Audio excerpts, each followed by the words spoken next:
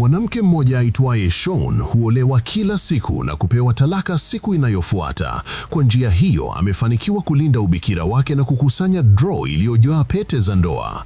Haya yote yanatokea kwa sababu ya taaluma yake ya ajabu. Shawn ni mke wa mkataba ambaye kwa muda anakuwa mke wa wanaume wanaotaka kuonyesha ndoa zao kwa familia na marafiki, lakini hawataki kuoa kweli. Uigizaji wa Shawn ni wa kweli sana kiasi kwamba wazee wengi hufariki kwa amani baada ya kushuhudia mtoto wao wa kiume akioa. Akiwa na uzoefu wa miaka 13 katika taaluma hii, Shawn amekuwa na waume wa zamani wengi sana kiasi kwamba wafanyakazi wa hoteli walianza kumtambua. Kwa sababu hiyo, alipanua biashara yake na kuanza kutoa huduma kwa wateja wa kigeni, hata akimhudumia mfalme kutoka Afrika. Ili kukodisha huduma ya Shawn, mahojiano ya mbali hufanyika kwanza ili kuelewa mahitaji ya mteja. Kisha Shawn hutumia ujuzi wake wa juu wa uigizaji ili kumridhisha mteja kikamilifu. Siku moja Shawn alikuwa akicheza nafasi ya mchumba wa bandia ili kumvutia marafiki wa mwanamume fulani. Uigizaji wake ulikuwa wa kweli sana kiasi kwamba kila mtu alibaki ameduaa. Shawn ana sheria kali, anaolewa tu lakini kamwe hajiingizi kihisia. Maisha yake yana shughuli nyingi kiasi kwamba anapata muda wa kuishi maisha yake halisi siku za Jumapili pekee. Siku moja Shawn anakutana na mteja wa ajabu aitwaye Joe ambaye anataka tu kula naye chakula. Joe ni mpishi mzuri sana wa kiwango cha Michelin, lakini anazungumza kidogo sana. Kwa kipindi cha miaka 50, wawili hao walibadilishana sentensi 50 pekee. Shawn alifikiri angemaliza mkataba wake na kustaafu, lakini alipoanzisha mada ya talaka, Joe aliikubali bila kuonyesha hisia zozote. Hili liliumiza utu wa Shawn na akaamua kukamilisha siku 27 zilizobaki za mkataba na kumfanya Joe ampende. Alivaa nguo nyekundu ya kuvutia, akaosha vyombo pamoja naye na kutengeneza mazingira ya kimapenzi kupitia miguso ya bahati mbaya. Hata hivyo, Joe alimchanganya kwa kumpa mrija badala ya kumlisha. Shawn alizamisha huzuni yake kwenye pombe na kuonyesha vipawa vyake vilivyojificha: kupanda milima, mziki, balee na kuimba. Msaidizi wake Jai alimfanya atambue kwamba anaweza kuwa anampenda Joe kweli. Siku ya mwisho, Shawn alikutana na mwanaume mwingine kwenye lifti, Kong Hayen, mtu maarufu. Hayen alishtuka kumwona Shawn kwa sababu alimkimbia wakati wa ndoa yao iliyopangwa miaka 13 iliyopita. Hayen hata alimpa paka wake jina la zamani la Shawn, Jamie. Katika umri mdogo, Shawn alichukuliwa na mtafuta wa chumba wa daraja la juu la Kikorea ambaye aliwafunza wasichana kulingana na viwango vya jamii ya juu ili waweze kufikia ndoa za biashara za milioni ya dola. Tangu utotoni, Shawn alilazimika kujifunza jinsi ya kula nyama kwa kisu na uma na kufanya mazoezi ya kuzungumza na kalamu iliyoshikiliwa katikati ya meno yake kwa saa 6 kila siku. Hata Shawn alipolala wakati akisoma usiku, alilazimika kuamka mara moja ikiwa mama yake angemtupia jicho. Wakati mwingine Shawn alilia na kumuita mama yake, lakini mama yake alimkumbusha kuwa hii ilikuwa miseni na hisia zilipaswa kuwekwa kando. Shawn alihisi kama hakuwa kitu kingine zaidi ya chombo kinachotumiwa.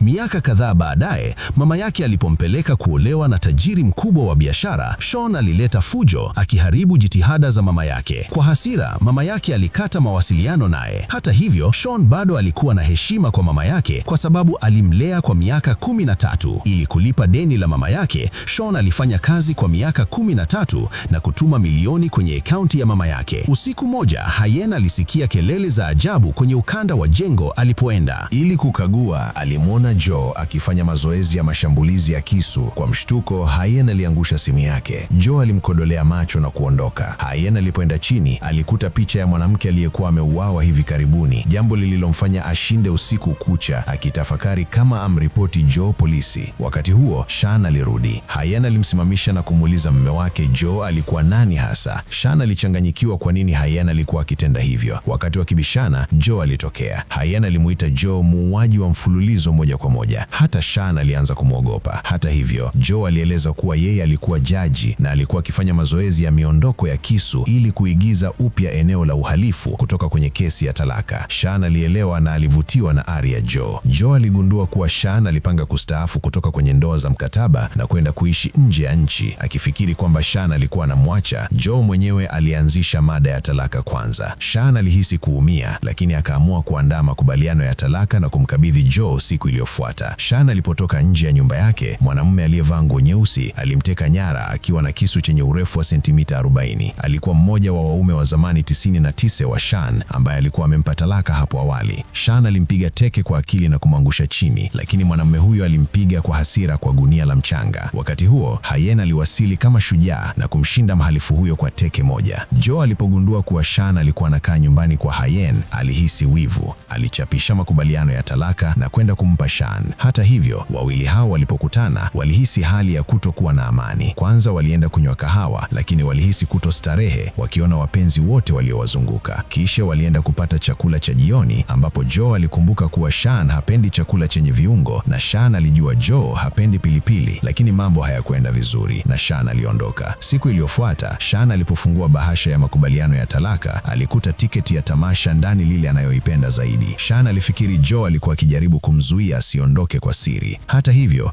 ukweli ulikuwa kwamba Joe aliingiza tiketi hiyo ndani kwa bahati mbaya. Joe alikuwa na wasiwasi wa kuzungumza mbele ya bosi wake. Bosi huyo alipoanza kumfokea, Sean aliingilia kati na kudhibiti hali hiyo. Joe alikuwa akiepukwa na watu kila wakati. Si tu kwamba utendaji wake ulikuwa mbaya zaidi, lakini wenzake walipendelea kukaa mbali naye. Sean alielewa hali hiyo na kupanga kuboresha taswira ya Joe. Alimwalika bosi wa Joe na mke wake kwa chakula cha jioni ili kuthibitisha kuwa Joe alikuwa mtu wa ndani ambaye hakumwalika hata mtu yoyote kwenye harusi yake mwenyewe. Sean alidhibiti hali hiyo kwa akili. Baada ya kuharibu biashara ya Sean ya kutafuta wachumba, mama mlezi wa Sean alifukuzwa nyumbani kwake. Alianza kuishi kwenye chumba kidogo cha kupanga, akihangaika kuishi huku akimkwepa mmiliki wa nyumba. Siku moja, mrifio wa kikundi chenye nguvu za biashara, kikundi cha Jeng Jeng, alimwasiliana na kumpa ofa ya kutumia mtandao wake kumsaidia. Hata hivyo, baada ya kukamilisha kazi hiyo, alisalitiwa na kushtakiwa kwa utapelevi wa dola milioni 75, jambo lililompeleka gerezani. Sean alipogundua hili, aliuza akiba zake zote ili kumtoa mama yake mlezi kwa dhamana. Wakati huo huo, mtu maarufu Hayen alikuwa akikabiliana na uvumi kwamba yeye ni shoga. Familia yake ilimshinikiza amoe binti wa familia tajiri ili kukomesha uvumi huo. Hata hivyo, Hayen alichukua hatua ya ujasiri. Alimpa ofa ya Sean kuwa mke wake wa bandia. Sean mwanzoni alikataa, lakini pale Hayen alipotaja kuwa anafanya hivi ili kumlinda mama yake, Sean alihisi huruma na kukubali. Hayen alimkabidhi Sean funguo na kumsaidia kutoroka kutoka kwa mapaparazi. Kwa Sean, hii ilihisi kama safari ya kusisimua, lakini ndani kabisa lengo lake halisi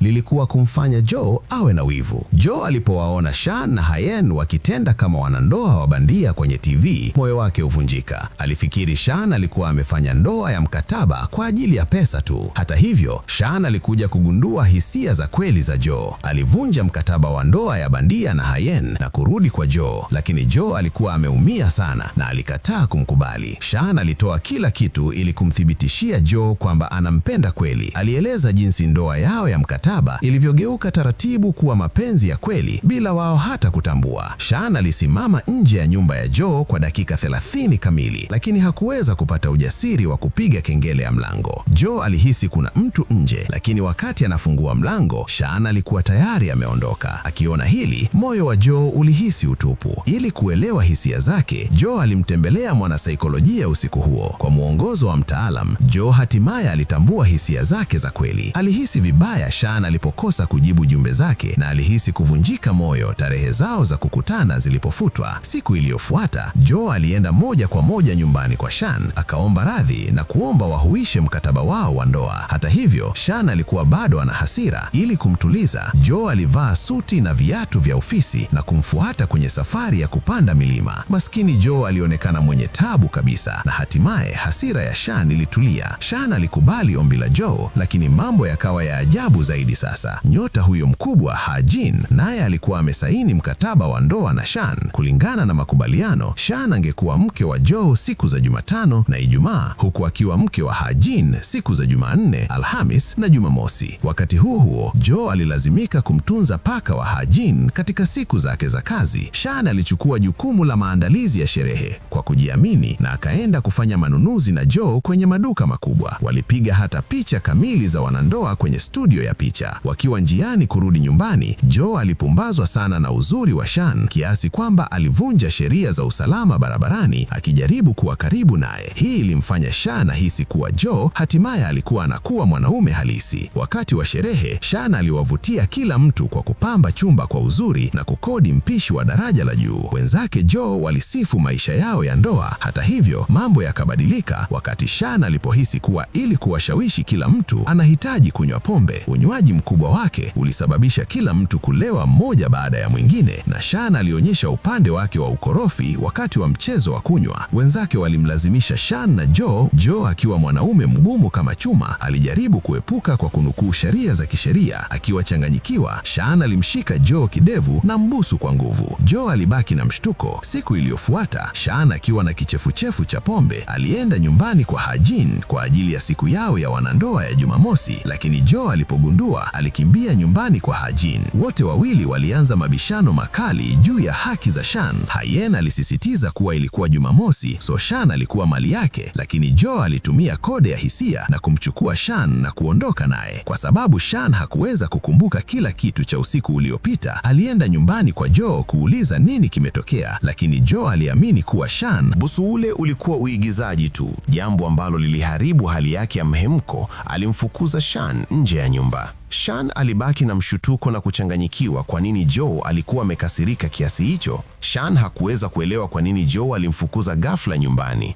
lakini ndani kabisa Joe naye alikuwa akitaabika. Amekuwa mdhaifu kila wakati linapokuja swala la kuelezea hisia. Hata hivyo, alipoona nguo ambazo Sean alikuwa amemzawadia zikiwa zimeundikwa kwenye kabati lake, moyo wake ulilainika. Siku iliyofuata, Joe alivaa tai aliyopewa na Sean na kwenda ofisini. Wenzake walimpongeza, lakini Joe hakuweza kujizuia na tarakibu alipotea katika hisia zake. Kwa upande mwingine, Ha-yen pia alikuwa amechanganyikiwa kuhusu hisia zake kwa Sean. Baada ya kuona picha za mapaparazi akiwa na Sean, aliamua kumpeleka kwenye miadi ya kupanda farasi ili kuelewa hisia zake. Hata hivyo, Sean akiwa bibi harusi mtaalamu, alikuwa amebobea katika burudani zote za matajiri. Ujuzi wake wa kupanda farasi ulikuwa wa kiwango cha kitaifa, jambo ambalo lilimfanya Ha-yen aaibike na kumlazimu kumfukuza mwalimu wa farasi. Alimdanganya Sean akisema mwalimu huyo alipigwa teke na farasi, hivyo itabidi amfundishe yeye mwenyewe. Katika miadi hii, Ha-yen alizama kwenye mapenzi ya dhati na Sean. Wakati Joe alipomwona Ha-yen akijivunia tai aliyozawadiwa na Sean kwenye matangazo yake ya moja kwa moja live stream, hali ya Joe iliharibika. Usiku huo alimuita Sean nyumbani kwake. Sean alimtengenezea kinywaji na kusema, usinywe chochote, gonga tu glasi au nitahisi upweke. Lakini Joe alimaliza glasi nzima kwa mnyo mmoja na kulewa sana kiasi cha kuanguka kwenye kiti. Sean alifikiri anatania, lakini aliposogea karibu kukagua, Joe alikuwa amepoteza fahamu kweli. Wakati Sean anamtazama uso wake, alianza kugusa kope zake. Wakati huo moyo wake ulitaka kumbusu Joe, lakini alipojiweka mbali, Joe alimshika mkono na kukiri hisia zake za kweli. Sean hatimaye alitambua kuwa Joe alimpenda kweli. Alipotoka nje, hata mvua ilihisi kuwa ya kimapenzi kwake. Siku iliyofuata, Joe alipanga kumpeleka Sean kwenye tukio la mke wa bosi wake. Joe alifikiri angemvutia kila mtu, lakini alikosa shabaha yake na wanawake wote walimcheka. Sean, kwa ujuzi wake wa kiwango cha kiasi, alipiga shabaha kamili na kuokoa hali hiyo. Moyo wa Joe ulijawa na furaha. Joe alianza kumjali Sean kwa kila njia ndogo, kumletea blanketi na kumlinda asianguke. Mambo haya madogo taratibu yaliyeyusha moyo wa Sean. Mama yake Ha-yen aligundua kuwa mtoto wake alikuwa anapuuza biashara ya familia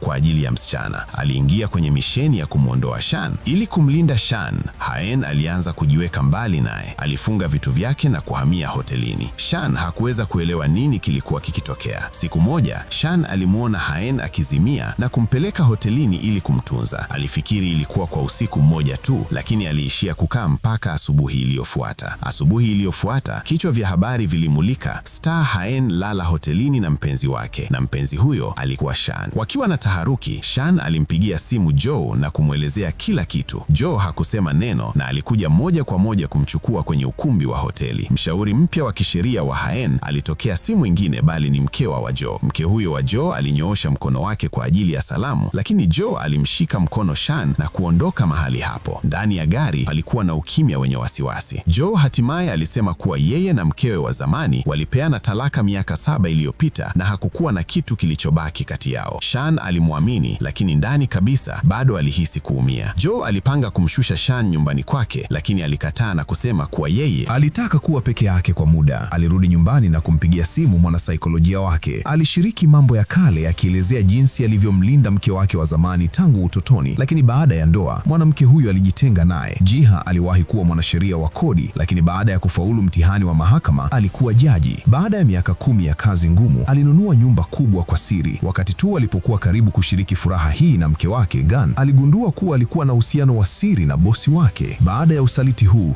Jiha alikata tamaa na mapenzi. Hata hivyo, Sean alipoingia kwenye maisha yake, moyo wake ulianza kudunda tena kwa mara ya kwanza. Jiha alimtumia Sean ujumbe na kumwomba ashuke chini, kwani alikuwa na jambo muhimu la kumwambia. Wakati Sean akisubiri chini, alimuona mwanamume aliyevalia mavazi meusi na kofia ngumu, helmet, na akaogopa. Mwanamume huyo alipovua kofia hiyo, aligeuka kuwa Hayajin aliyekuja akiwa amejificha ili kukwepa maparazi. Akimuona Sean akiwa na huzuni, Hayen alimpeleka matembezi na kumvisha kamera shingoni ili aweze kupiga picha nzuri. Hata hivyo, kutokana na nywele ndefu za Sean, alinaswa kwenye kamba ya kamera. Wakati huo huo, Jiha aliyekuwa mlewa aliwasili na bila kufikiri alimpiga Hayen teke la kuteleza, sliding kick, na kumwangusha chini. Kisha Jiha alimkalia Hayen juu na kuanza kuipiga kofia yake na ngumi ndogo na dhaifu. Sean na Hayen walijaribu kumnyanyua Jiha, lakini alikuwa mzito sana kwao. Hayen alilazimika kumpigia mjomba wake simu kwa ajili ya msaada. Wakati Hayen na Sean wakiwa wamekaa pembeni na kuzungumza, Hayen alitumia fursa ya mazingira ya amani na kumbusu Sean. Hata hivyo, Jiha alifumbua macho wakati mwafaka na kuona eneo hilo. Alifikiri alikuwa anaota. Asubuhi iliyofuata, watatu hao walikuwa na mkutano wenye wasiwasi kwenye lifti. Jiha alimwonya Hayen asimsumbue Sean tena, lakini Hayen alijibu kwa kujiamini, jana usiku sote wawili tulionyesha hisia zetu. Kusikia hivi, Jiha alikasirika sana. Wakati Jiha akitoka kwa hasira kwenye lifti, aligongana na mke wake wa zamani. Mke wake wa zamani alipogundua kuwa Jiha naye anaishi kwenye jengo lile lile, alidhani kuwa Jiha anaishi na Sean, jambo lililofanya hali kuwa na wasiwasi zaidi. Jiha alifafanua kuwa alikuwa ameinunua nyumba hiyo na amekuwa akiishi hapo kwa miaka 5 iliyopita. Akiwa amejificha pembeni, Sean alisikia mazungumzo hayo. Mwanzoni alihisi furaha,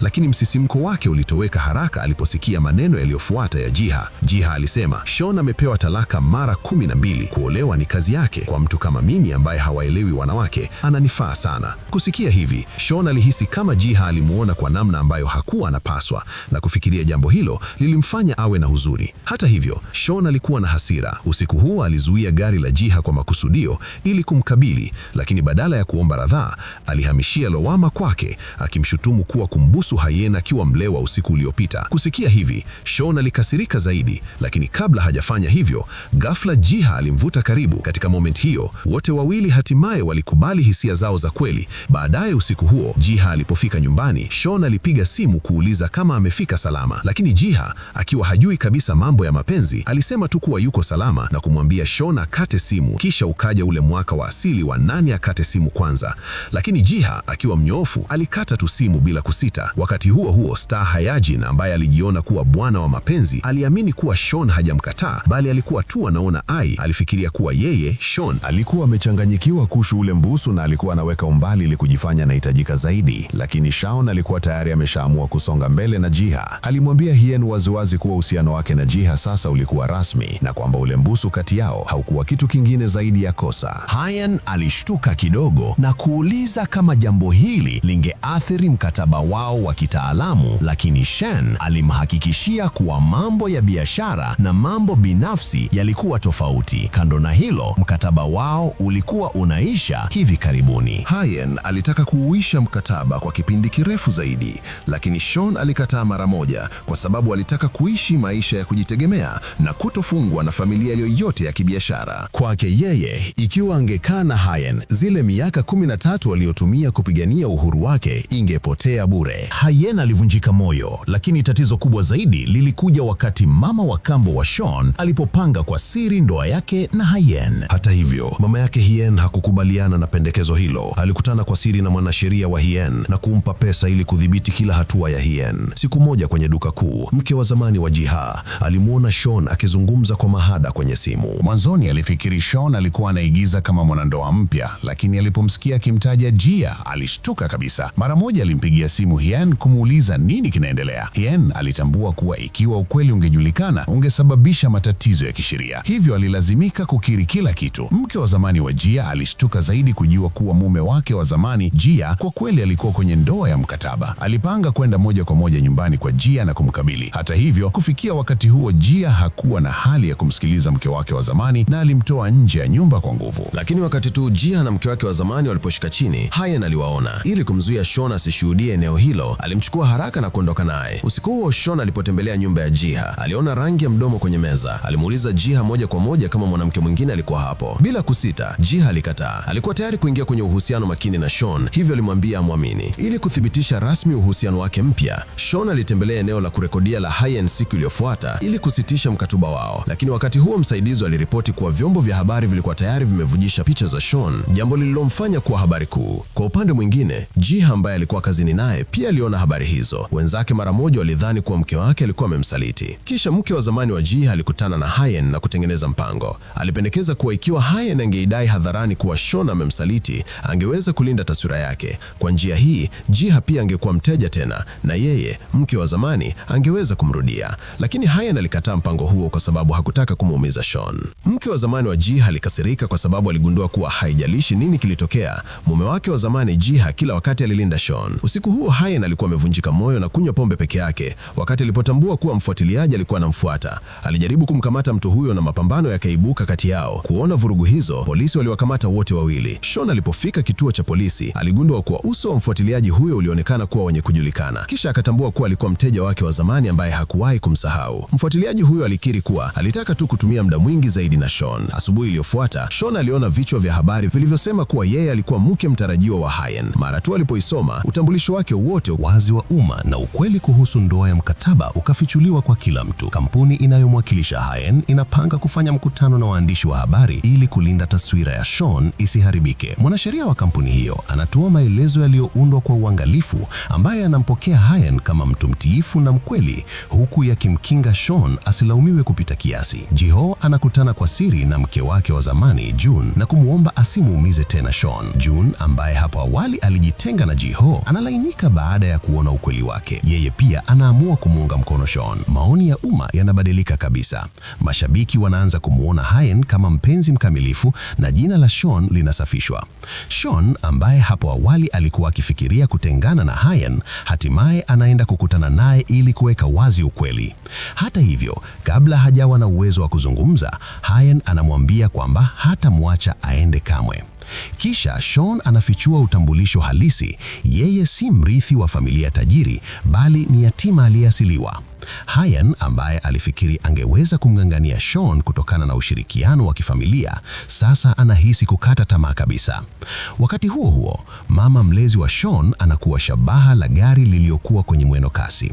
Jiho ambaye alikuwepo hapo anaruka ili kumwokoa. Anafanikiwa kuandika namba ya gari hilo na uchunguzi unaanza. Uchunguzi wa Jiho unafichua ukweli wa kushtua. Mama mlezi wa Sean kwa kweli ni mama yake mzazi, na mhusika mkuu Mastermind nyuma ya kila kitu si mwingine bali ni kaka mkubwa wa Hyen mwenyewe. Kaka yake Hyen hataki tu kumlazimisha Sean kuingia kwenye ndoa ili kuchukua udhibiti wa biashara ya familia, bali pia alipanga shambulio dhidi ya mama yake Sean. Wakati Hyen anapogundua hili, anamkabili kaka yake. Hata hivyo, kaka yake anachukua hatua zaidi kwa kumshinikiza Sean moja kwa moja asaini ndoa ya mkataba. Lakini usalama wa mama yake unapotajwa, hana chaguo lingine zaidi ya kutii. Akiona haya yote, Hyen anafanya uamuzi mkubwa. Ataacha tasnia ya burudani na kujiunga na biashara ya baba yake ili kuhujumu mipango ya kaka yake. Mara tu habari hizi zinapofika kwenye vyombo vya habari, kaka yake Hyen anastuka, kwani Hyen kuingia kwenye biashara ya familia kunatishia nguvu zake moja kwa moja. Wakati wa makabiliano ya mwisho, Sean anacheza rekodi ya siri ya miaka 20 iliyopita. Ndani yake, kaka yake Hyen anasikika akijadili jinsi alivyojaribu kumlazimisha Sean kuingia kwenye ndoa huko nyuma. Wakati ushahidi huu unapowekwa wazi, baba yake Hyen anamfukuza mwanaye mkubwa kwenye biashara. Kwa hili, mchezo wa maigizo ya ndoa ya mkataba unafikia mwisho. Wanaanza kuishi maisha wakiwa huru kutokana na masharti yoyote au siasa. Sean ambaye zamani alikuwa mke wa mkataba tu, sasa amekuwa mpenzi halisi, na kwa hili hadithi hii nzuri inafikia tamati. Hii ni moja ya filamu inayovutia sana. Usisahau kufuatilia chaneli yetu ya Anu Swahili Movies kwa kubonyeza subscribe na alama ya kengele ili kupata miendelezo ya movie zetu. Tukutane tena wakati mwingine.